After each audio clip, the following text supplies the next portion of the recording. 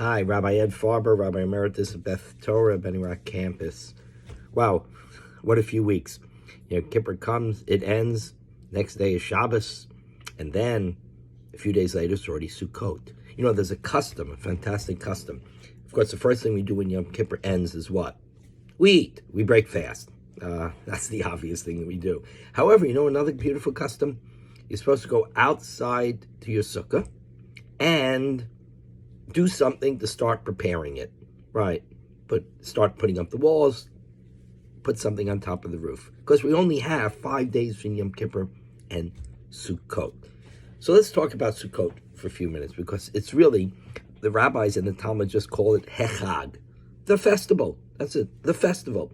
It was so beloved, so well known, that all they had to do was say the festival. And of course, we love it. It's outdoors, and particularly period of time when we were not easily going outdoors, and picnicking and eating outside and having family, friends, celebrating Sukkot. It's a wonderful, joyous holiday. There's something else, however, very serious about it in terms of the lesson. That is, everyone knows that the Sukkah is a temporary hut, right? It's what we're in the desert, right? It's a temporary 40 years, a long temporary, but they knew they were going to the land of Israel, so they weren't going to put down any permanent roots in the Sinai desert. So it represents temporariness. It also represents fragility, because the roof has to be made out of things that have been cut from trees, from growth in the ground, and it can't be so thick as to be able to not see through it. You have to be able to see the stars, or you have to have more shade than sunshine, but you have to be able to see through it to know this roof is not going to protect you. Right? It'll keep the sun out a little bit, but it's not going to protect you. So we leave our solid homes and we go into this sukkah, this temporary fragile hut, to celebrate. The lesson of the hut is that life is very fragile. Life is very delicate. It's not a guaranteed world out there. Yet we go in and we celebrate.